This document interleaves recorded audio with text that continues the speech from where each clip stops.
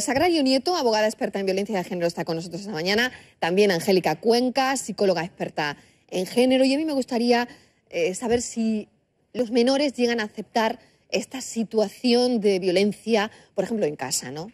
A ver, para estos menores la situación es terrible que se vive en casa porque son malos tratos físicos, psicológicos, incluso sexuales, reiterados. La situación que se vive es de miedo continuo, miedo a la integridad misma física de los menores o de las menores, miedo a que le hagan algo a la madre. Entonces, cuando llega a lo mejor este momento de denuncia, de separación, se encuentran en un estado en el que la unidad familiar se ha roto, hay que ver a papá los fines de semana, papá le ha pegado a mamá, mamá ten cuidado que nos van... Entonces, una situación terrible y hace mucha falta asociaciones como esta que trabajen con las menores y con los menores.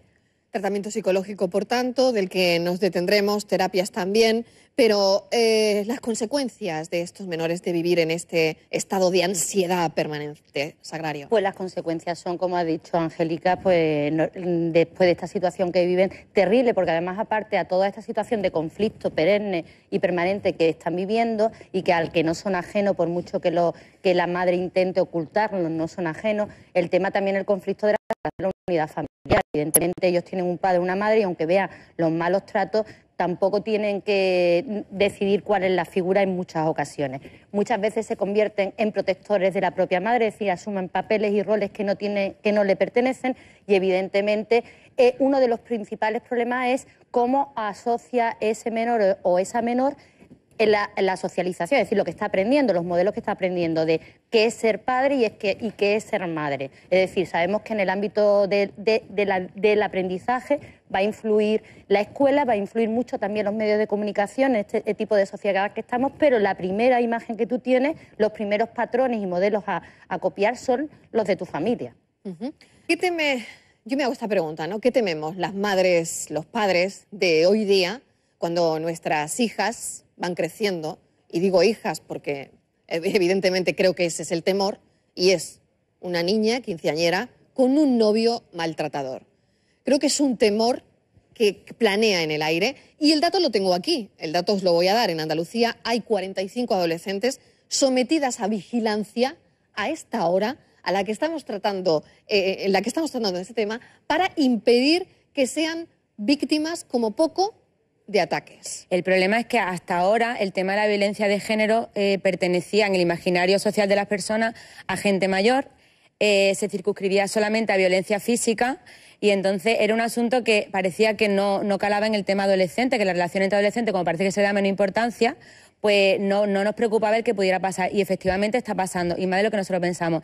La preocupación de las madres, pues que con esta época el grupo de iguales de estas chicas de 15 años típicas, el grupo de iguales es su referencia, es con quien se apoya, con quien le da consejos y a quien le cuenta las cosas. Entonces, la adolescente en situaciones de malos tratos por parte de su pareja no suele encontrar las cosas a su madre o a su padre, se lo cuentan a su grupo de iguales. Y si contamos con que el grupo de iguales tampoco tiene una perspectiva de género de lo que es la violencia física, psicológica, sexual, que se puede vivir en esta edad, de tal como nosotras, que ya somos adultas, la podemos vivir, pues entonces se siguen manteniendo este tipo de relaciones que son muy peligrosas. Porque con la adolescente que trabajamos, las denuncias se dan cuando hay un maltrato físico brutal. Aparte que los chicos en esta edad, yo me quedo sorprendida porque trabajo con todo tipo de edades de mujeres, y la violencia física que ejercen hacia las chicas es brutal. Es sádica, sórdida y muy, muy, muy fuerte. Esto es el punto en el que la chica se decide a denunciar, o porque ya tiene evidencia física muy, muy visuales o muy visible, y la madre decide llevarla a la comisaría a denunciar. Lo que no se cuenta es la violencia psicológica y sexual que sufren estas chicas. El control, los celos, el no te pongas, la amenaza, el venga, que eres una frígida, como no lo hagas conmigo se lo voy a decir a tu amiga.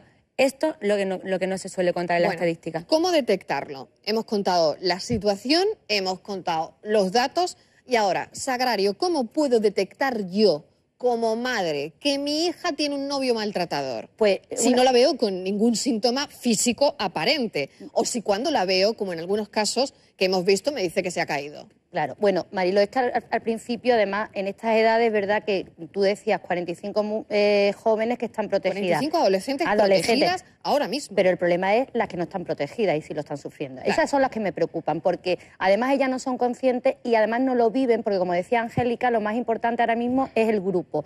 La madre, habitualmente, una madre que está detrás de su hijo, porque a nosotras cuando estamos atendiendo es la madre la que nos llega en primera instancia y nos pregunta esas claves. Pues mira, una de las claves más importantes es que la hija empiece a dejar de ir con el grupo de amigas, que empieza a estar aislada, que solamente coja que la isla, o sea, del grupo en el que habitualmente entraba, que tenga la ropa, la decida el novio, que esté constantemente controlándola a través de SMS, de el Messenger, es decir, un cambio de actitud, ¿no? El móvil, cambio, actitud depresiva, de aislamiento, es decir, hay claves que te pueden dar. Y habitualmente a nosotros lo que nos están llegando, ya te digo, cuando intervenimos, es las madres pidiéndonos consejos qué hacer con la hija, porque sí hemos avanzado de tal punto que la madre sí es conocedora de que es una relación insana, que es una relación en la que está sufriendo violencia de género, pero la chica joven no.